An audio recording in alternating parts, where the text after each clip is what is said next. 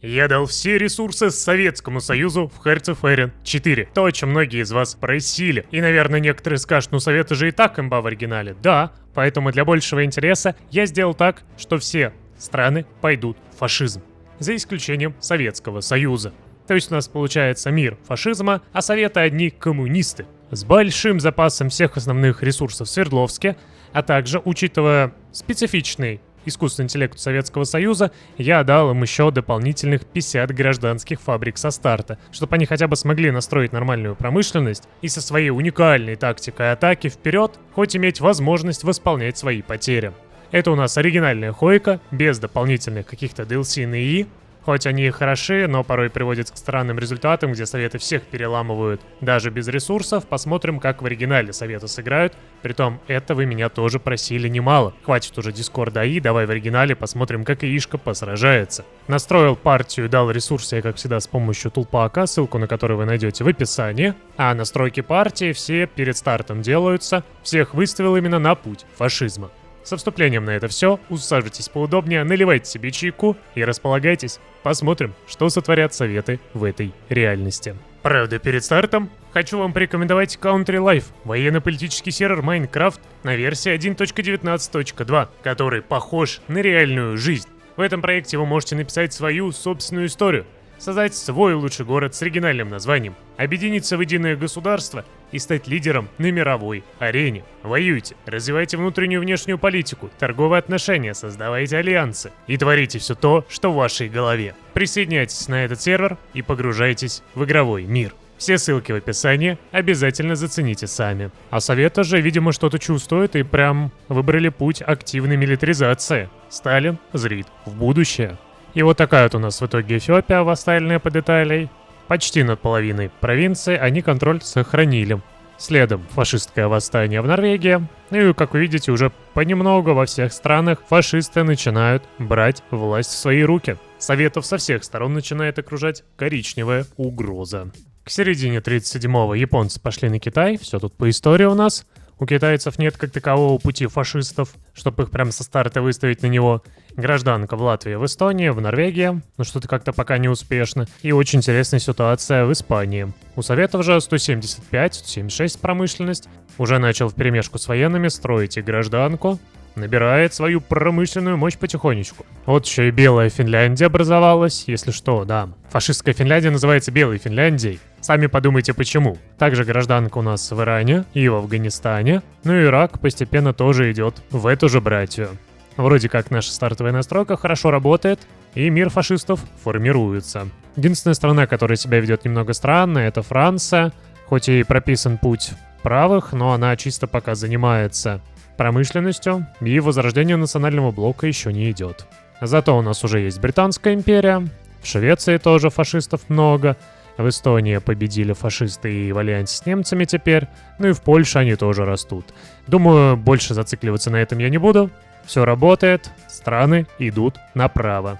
Так что теперь ждем адекватного развития от Советского Союза и интересной битвы в будущем, когда коммунисты с фашистами схлестнутся. У Советов уже 200 с небольшим промышленность. Для Ишки это хорошо на июнь 1938 года. Интересно еще тут то, что Синьцзянь просится в альянс к Советам, но Советы их игнорируют. Хотя было бы неплохо, хоть какая-то поддержка, но, видимо, не хотят. Боятся возможной битвы с японцами. А в это время в Европе интересная ситуация. Немцы все-таки Богемию съели. Им было все равно на то, что они встали на их путь. Да и тут посмотрите, какая красота. Балтийское унитарное государство. Все, у нас объединенная Финляндия, объединенные Балканы. Что-то как-то уже немножечко не белая Финляндия. Здесь у нас КША сражаются против американской хунты. Ну и думаю, даже не о чем говорить, кто победит.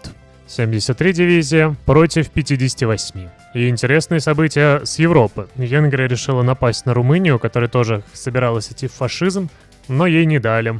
В итоге сейчас Румынию подпилят. Правда, самое веселое в этом то, что за Румынию заступилась Франция, а за немцев заступилась Испания и Португалия. Вы посмотрите, какой сейчас будет делать приятный зажим. А с двух сторон здесь Румынию, и с двух сторон сейчас здесь Францию. Кстати, все. В Америке гражданка уже закончилась. Моментально просто. Правда, интересно, как у нас альянсы распределились. Смотрите-ка, есть ось. а есть союзники, где Италия. То есть у нас Италия с Британией объединилась, а немцы с основными, более-менее такими сильными европейскими державами, в том числе с Мексикой. Значит, у нас будет как минимум 2 сильных фашистских альянса. И это, я надеюсь, добавит интереса. А Сталин, наверное, смотрит на эту шизу в мире и... не знаю, что он вообще представляет в виде всего вот этого вот. Докладывают ему, что на границах здесь немцы почти все съели, французов уничтожают, что в Америке там тоже фашисты. Как думаете, что он делает? Вот по игре, например, он сейчас берет фокус обезопасить Прибалтику. Кстати, вопрос, а он сработает или нет? Да, послать ультиматум эстоно-финской лиге. В этот момент, правда, есть небольшая проблема. Тут ком Китая сел Синьцзянь, Советы его решили поддержать. Но проблема в том, что японцы оправдывают цель на ком Китай. И, видимо, первая заварушка случится именно в Азии. И Советы попытаются вместе с ком Китаем остановить японцев и их агрессию в азиатском регионе. Смотрите, Польша не успела уйти в фашизм, и в итоге теперь они Серьезно? Серьезно? Воу, а у нас тут весьма интересный альянс союзников теперь образуется. Италия, Франция, Польша и Британия вместе против Рейха. Чем-то напоминает реальную историю, с той лишь разницей, что Италия на другой стороне. Ну и немцы чуть-чуть посильнее. Вот это, конечно, прикольно вышло. Притом немцы вообще не выставили на границу ничего особо, тут парочку дивизий и все. Начинают сейчас закрывать еще немецкую армию. А Италия сейчас здесь уверенно проберется. Они вообще так-то могли и до Вены дотопать, но немножечко не были готовы к такому раскладу. Польшу со всех сторон давят, Данциг забирают, ну и у Франции теперь есть шансы. Япония же уже сражается с ком Китаем, но интересно, что Советы в этот конфликт пока не вступают. А нет, вступили, все. Начался конфликт в Азии. Также захват региона Ленинград, и это очень плохо, если он все-таки выберет этот вариант, а не просто влияние на эстонско-финскую лигу. Ведь потому поражать он мог бы просто на халяву получить их земли. А тут Финляндия отказывается из-за Карелии, они могут напасть. Поверим, что Советы не сделают этой ошибки, а то всю ось им, конечно, сейчас будет вывести очень тяжело, учитывая, что у них часть армии в Азии сейчас занята. Ну и, кстати, требования территорий. Они, видимо, уже прожали? Да, но ответа не было. И отказа при том, кстати, еще не было, потому что цель войны-то за Карелию. Видимо, произошел отказ. И эстонско-финские земли Советы, к сожалению, не получили. Но в Европе немцы, хоть и с трудом, но совместными усилиями додавливают Польшу. Также с Югославией сейчас сражаются и вроде более-менее отбили итальянскую атаку. На фронте же здесь, в Азии, Советы потеряли Владивосток. Учитывая, что у него здесь армия стояла и было нормальное снабжение, это для меня, конечно, весьма странно, как они умудрились это сделать. Но гениальность советского искусственного интеллекта порой, да, зашкаливает. Но, к счастью, я им дал ресурсы не где-то на окраине, а в Свердловске.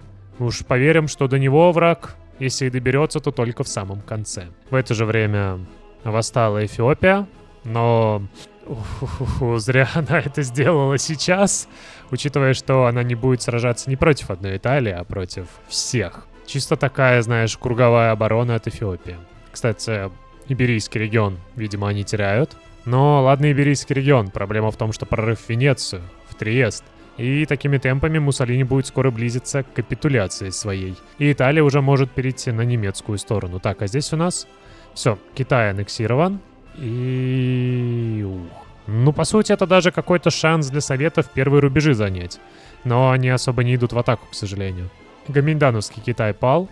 Теперь здесь борьба просто японского альянса против советского. И... Советы из-за Бессарабии напали. Ну, за что? Зачем? Они серьезно из-за того, что мне отдали Бессарабию, напали на немцев. Апрель 40-го. Советы и в Азии сражаются, и теперь еще в европейской части. Это, конечно, для них будет очень тяжелым испытанием. Но, с другой стороны, учитывая, что здесь Франция и британцы активно действуют, возможно, вместе они ось зажмут. Знаете, чем-то так повторение Второй мировой, но со своими особенностями у нас происходит. В Америке же в это время Мексика все, минус, ее британцы попилили. Здесь теперь у нас Гватемала огромная. Из интересного единая Канады, которая предала британцев и пошла на сторону немцев. Но и Америка пока еще не определилась. Она может чашу весов сместить, в зависимости от того, куда она в итоге войдет. Правда, самое веселое это то, что Италия теперь Ага, в Средиземноморском пакте. Ее исключили из союзников. И она объединилась с Турцией, которая выступила третьей силой, почти захватив, между прочим, Болгарию, но ее остановили. У нас реально начинает происходить шиза. Турецкие высадки под Афины еще, ух.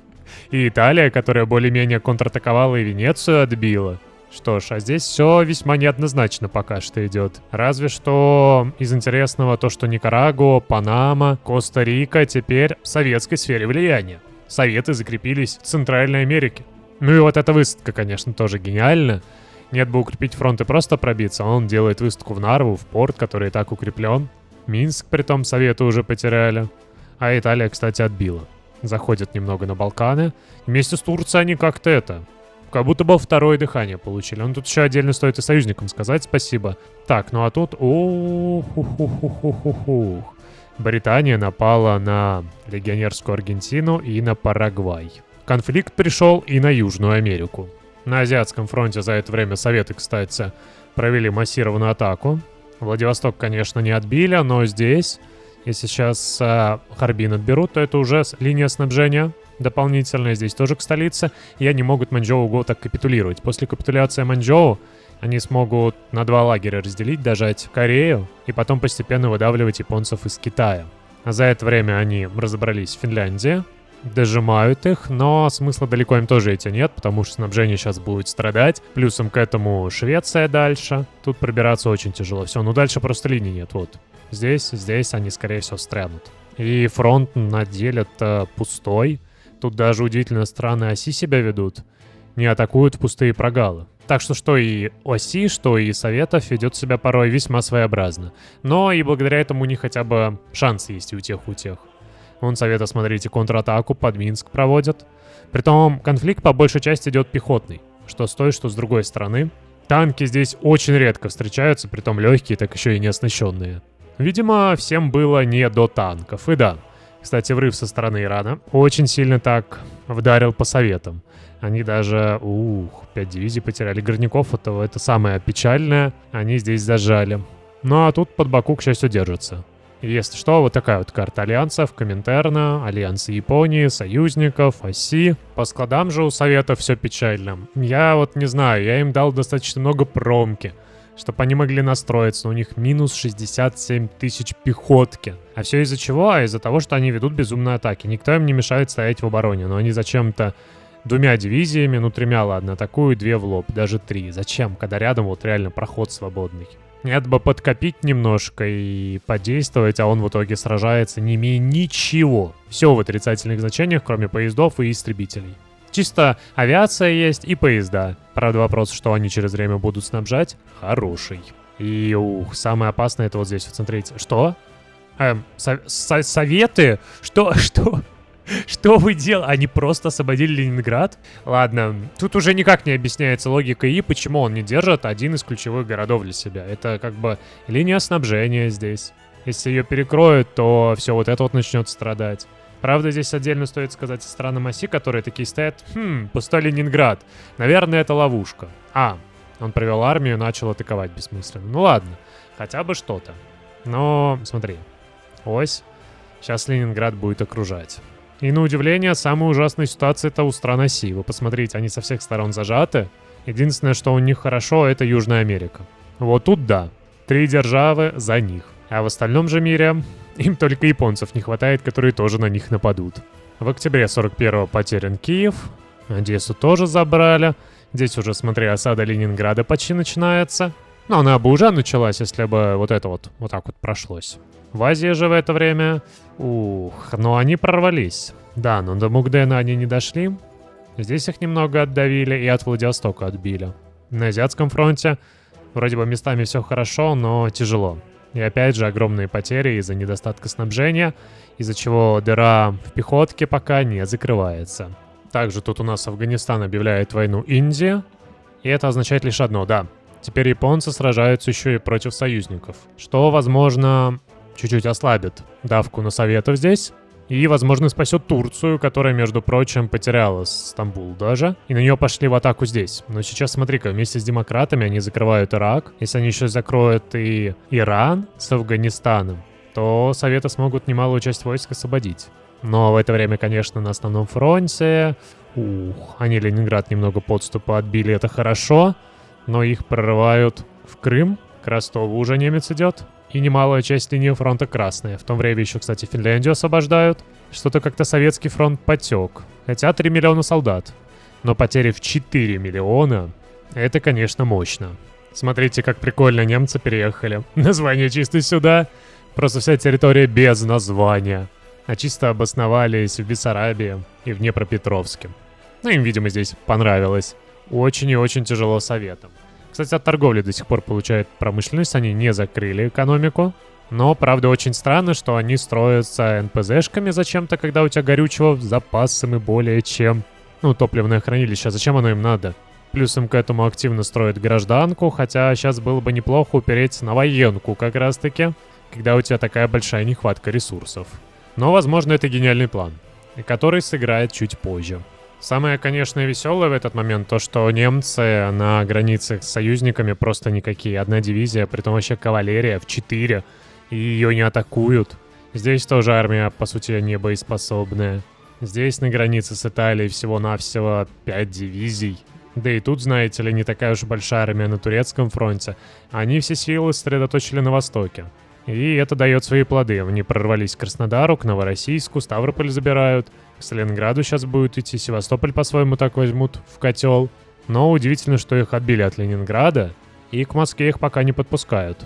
А вот уже в июне 42-го, смотрите-ка, немцы дошли до Москвы. Также борьба за Ленинград идет.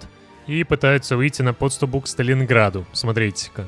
Все 3 основных города, и немцы прям пытаются их вовсю забрать. Ну а Америка, на удивление, до сих пор нейтральная. И, как я вижу, она очень хочет напасть на мексиканскую хунту. Удивительно, что не нападает.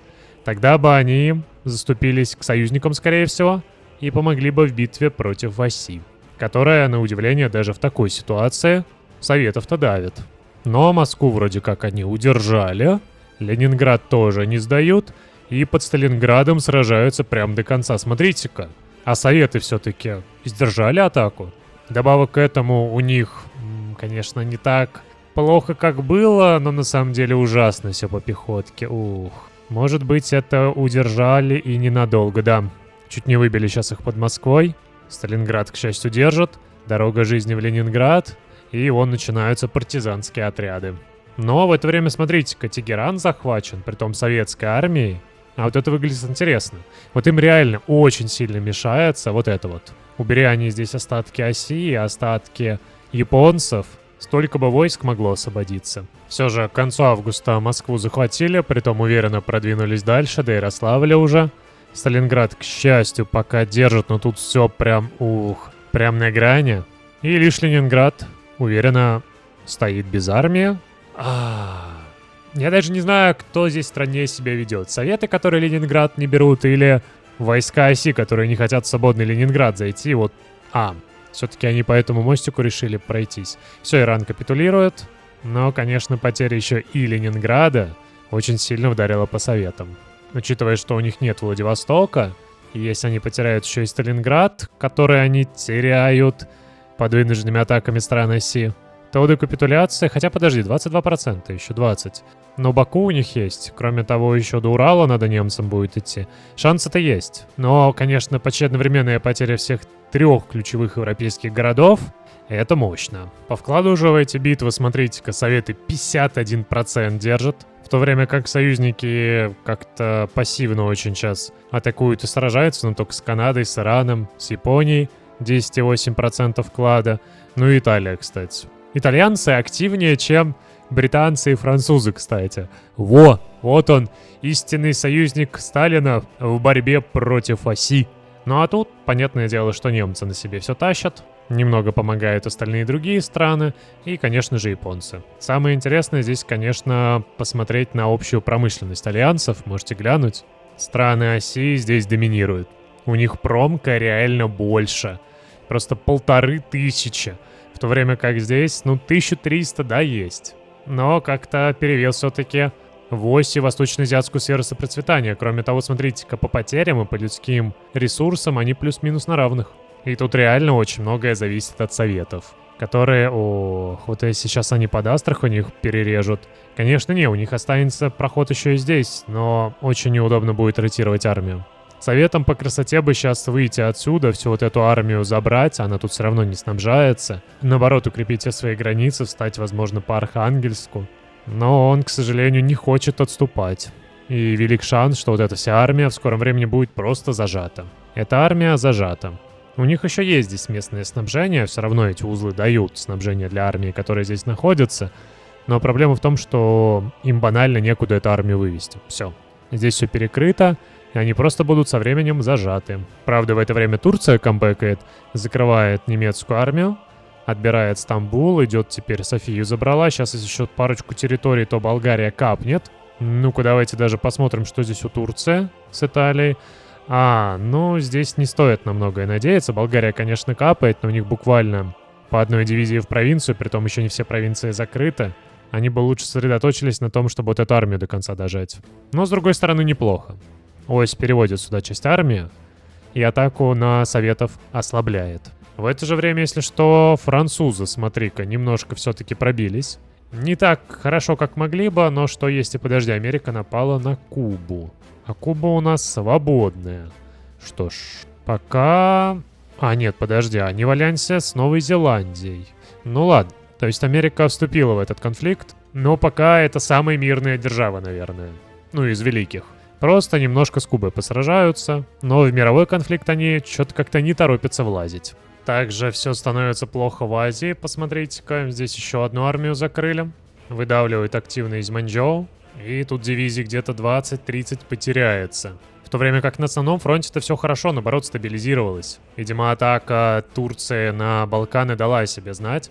Плюсом здесь еще и Италия активизировалась, под Вену пошла. Французы, кстати, тоже пошли.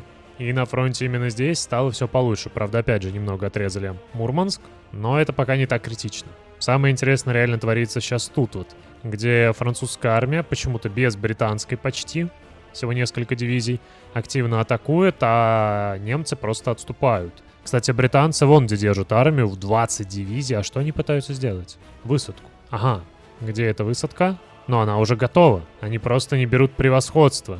То есть, серьезно, британцы вместо того, чтобы этой армии нормально давить сейчас по линии фронта, ждут когда-то возможности взять преимущество здесь. Гениально. Добавок к этому, они, кстати, не забирают к себе в альянс Фландрию. То есть, проще говоря, они могли бы объединиться сейчас с Бельгией и получить себе сколько? 1700? Нифига себе здесь Бельгия ультанула. Да, 865 тысяч солдат. Притом, смотрите-ка, 9 пехоты, 2 арты, воу.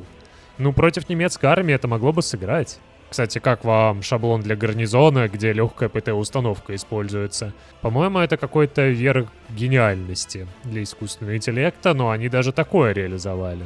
Но грустно, что они не пользуются помощью. Бельгия могла бы им сейчас помочь. На удивление, французы почти в одиночку давят. Британцы, кстати, приходят, но не этой армией.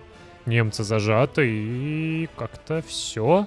И, видимо, ось заканчивается. В июле 43-го наконец-таки они разобрались с проблемами, которые у них были здесь, на Ближнем Востоке. Все. Теперь лишь 2 фронта. И Советы себя начинают уверенно показывать. Они отбили Горький, прорываются дальше. Кроме того, уже подходит к Сталинграду. Ну и страны оси все. Уже ничего не могут. У немцев вроде бы в достатке еще ресурсов. 350 тысяч. Но у него уже склады в минус 30. Промышленность слабенькая, а учитывая, что у него забрали немалую часть территорий национальных, то шансов особых у них уже не остается. Тут разве что из интересного это Италия, которая восстала, и она теперь вассал Турции, а тут Италия под вассалитетом немцев. Да, Турция так неожиданно взяла под свой контроль итальянцев. Вот этого они, наверное, явно не ожидали, но получили. Спустя год, конечно, весело видеть вот это вот, что ось камбэкнула, прорвалась к Баку, и более того, все, капитулировала Италию. Не капитулировала. Италия хоть и вассал Турции, но при этом она великая держава, то есть еще будет держаться. Но ось каким-то образом смогла восстановить свои силы. И посмотрите сейчас на ее влияние. На удивление, весьма неплохие территории они занимают. Все-таки демократы без американцев ничего не могут. А американцы сами по себе ничего не могут. Они до сих пор не забрали ни Кубу, ни Новую Зеландию. Что случилось с их ИИ после перехода в другую партию? Хороший вопрос. А вот и здравствуй, Бельгия, которая все-таки вступилась в ось, устала ждать, пока возьмут союзники, прибежалась до Парижа и капитулировала Францию. А после этого и Испания с Португалией тоже освободились. Чисто 44-й год. Ось и здесь прорвалась, так еще и освободила своих союзников. Сейчас такими темпами и Италию без проблем додавят. 22 сентября 47 года. Знаете, что самое прикольное? Немец до сих пор жив. Поражение оси по большей части достигнуто благодаря союзникам, а также Италии.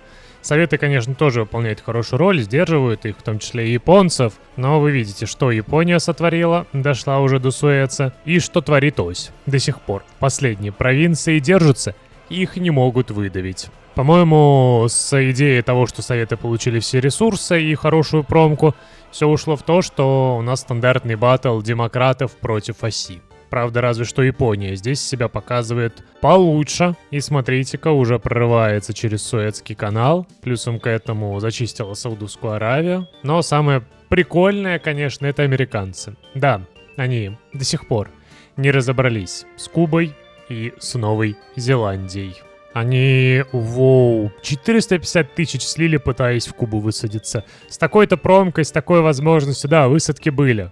Но они высаживаются буквально необученной нормальной армией. И, видимо, раз за разом просто сливаются. Великая Куба просто сдерживает все свои территории и уже сколько лет не дают американцам здесь закрепиться. Ну и да, японцы, если что, сражаются против оси в том числе. Япония вообще МВП этой катки какая-то, и советов сдерживает, и союзников выкинула, плюсом еще сейчас и ось выдавливает. Тот самый случай, когда я японцам ничего не давал, никаких ресурсов.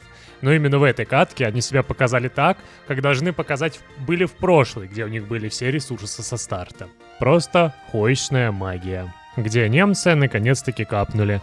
Но до полной победы им надо победить еще финнов. И, конечно же, самое веселое — Бразилию, которая в это время активно сражается здесь с Чили и Перу. А приз за гениальность у нас получают Советы. 7 мая 48 года они решили напасть на Польшу. Да, если что, на альянс союзников. Советы, у которых и так ситуация лучше некуда. Ну что ж, гениальность Сталина не знает границ. А японцы, если что, уже Египет забрали под свой контроль.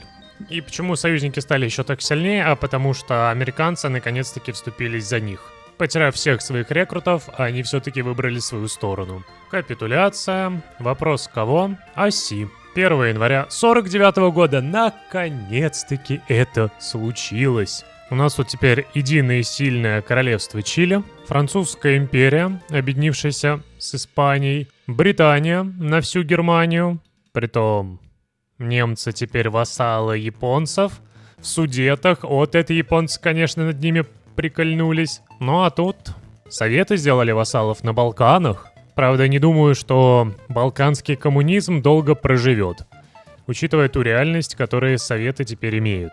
Правда, вассалы в лице Ирана, Ирака и Курдистана внутри японских территорий, кто знает, может быть, пойдут даже в плюс. Ну еще, конечно же, провинция Канада, которая тоже стала коммунистической. Да, альянс Коминтерна теперь выглядит очень интересно. Но самое, конечно, сильное — это Средиземноморский пакт. Итальянская Народная Республика. Турция, если что, стала теперь вассалом японцев. И чисто в Стамбуле. В свое время Турция спасла Италию от капитуляции, сделала вассалом, а по итогу Италия всех переиграла и в одиночку теперь контролирует немалую часть территорий и ни с кем, между прочим, не сражается. Май 50-го года. Япония съела Италию. Польша вышла из альянса союзников. Советы все как-то держатся, но потеряли много своих территорий. А союзники, видимо, офигевают от того, что Япония может делать вот такое. Я тоже. В оригинале японцы, без всяких усилений, смогли сотворить вот это вот. Сентябрь 51-го, и здесь вообще творится какой-то трэш. Японцы в Берлине, Советы в Париже и в Амстердаме. А в это время королевство Чили, если что, пошло в атаку на американцев. Вот так вот неожиданно еще и что, Великая Цин восстала. Он выбрал самое идеальное время чтобы восстать вместе с королевством Чили против японцев. У нас теперь Чили сражаются и против союзников, и против СССР. Бедные Советы. Они вроде бы немного камбэкнули, но игра подкидывает им новое веселье. К концу 52 года Советы, смотрите-ка, камбэкают. Они зажимают огромную армию Японии в Германии. Кроме того, союзники здесь Италию поджимают. И также союзники пошли уже на Ближний Восток. Все, время Японии закончилось. Очень сильно по ней вдарила Маньчжурия, да и просто они истощили все свои ресурсы. Ну а Советы, конечно, мощно. Но тут надо отдать должное именно еще Испанскому альянсу, именно Чили, которая здесь очень сильно отвлекла Америку и другие союзные страны на себя. А вот уже в июле 53-го, смотрите-ка, Советы камбэкнули окончательно. Они законтролировали почти всю основную Европу, выгнали японцев с турецких земель и со своих тоже национальных. И реально, Советы — это местная имба. Вот она, японско-советская, вы посмотрите. 30 миллионов 26. Это учите, что это уже потеря без битвы со странами оси. Это именно они, сражаясь друг с другом, столько потеряли. Но тут уже видно, 2000 промышленность на стороне Коминтерна и всего-то 1000 где-то на стороне восточно-азиатской сферы сопроцветания. При этом союзники за это время потеряли 13 миллионов в битве против японцев, а японцы почти 12. Если что, Япония просто максимально истощена. Призыв, все взрослые проходят службу, рекрутов нет, армии тоже почти не осталось. Все-таки камбэк японцев был, но долго он не продержался. Май 1956 года вообще максимально странный. Японцы стали, Советы тоже, притом их понемногу, но выдавливают о все больших и больших количествах территорий. Связано это с одной простой причиной — 0 рекрутов. Да, Советы истратили всю свою рекрутную базу с 25% призывом. Искусственный интеллект это смог сделать. Но не обольщайтесь, Япония тоже близка к этому. 100 тысяч при 25% призыве. А в это время демократы. 1 000 000, 20% призыв. Америка 3 миллиона и 20% призыв. Так что вы понимаете, что по рекрутной базе демократы здесь преуспевают. И по большей части здесь уже просто дело времени, когда те же самые союзники окончательно выбьют всю оставшуюся рекрутную базу Советов. А вот это, знаете, вообще весело. Америка, промышленность, 400 на 230, да?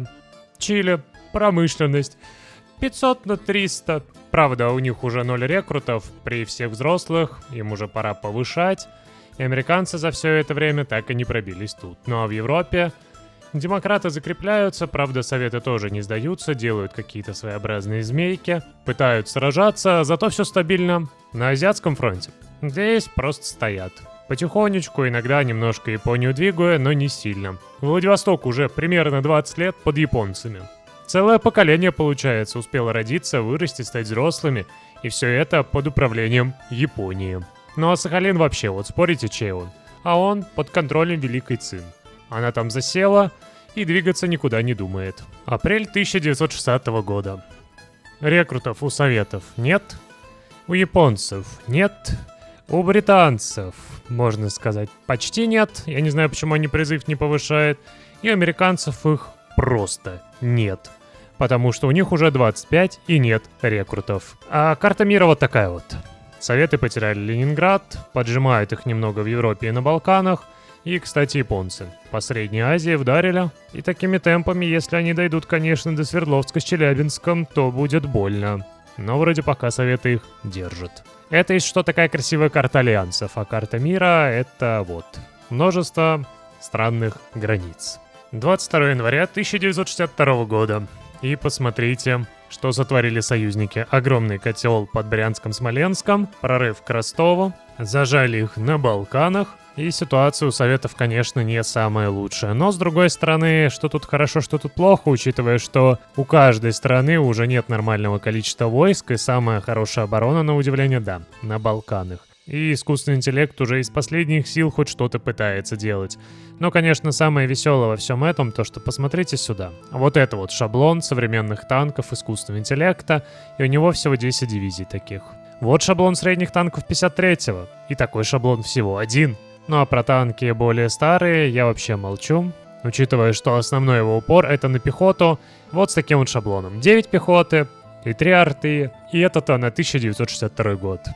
Коротко о том, как искусственный интеллект использует более-менее современные технологии, ну точнее последние этапы их. Заканчивается сентябрь 1963 года и последние проценты Советского Союза. Чисто уже остается все. 20-20. 40 миллионов потерь. И советы, которые зажаты и держатся лишь благодаря Киеву. Сталинград, Москву, Ленинград уже давным-давно потеряли. И сейчас даже последние оставшиеся территории все забрали. 5 октября 1963 года советы все же капитулируют. Большая часть забирает все Япония, Китай. И вот такой вот у нас итоговый мир. Восточно-азиатская сфера сопроцветания и союзники. Советский Союз они уже не сохранили, никто из них вассалом его не делал, а просто полностью его покрасили. В итоге все ресурсы теперь достались японцам. Ну а по итоговому конфликту 17 миллионов потерь на 19. Теперь будет бесконечный бой восточно-азиатской сферы сопроцветания против союзников. И кто победит, останется для нас загадкой, ибо это уже не цель данного ролика. Мы посмотрели на советов, и, к сожалению, они не смогли. И по большей части не смогли из-за искусственного интеллекта самого Советского Союза. Ибо был момент, когда они контролировали всю Европу, хорошо себя чувствовали на всех границах, но в итоге все пришло вот к этому. В октябре 1963 года Япония и Британская империя поделили между собой Советский Союз. Надеюсь, вы оцените данный ролик своим лайком и комментом. Очень много времени на него ушло, но я все-таки добил прям до конца, чтобы поставить прям точку в идее, дать все ресурсы Советскому Союзу и усилить его дополнительной промкой. Вот что в итоге из этого вышло. Кстати, все это время Куба жила и до сих пор живее всех живых. У нее, наверное, больше всех рекрутов, почти 500 000. Ни одной пяди земли своей не отдала. Вот это истинный победитель этой катки. А на этом все. До скорых встреч.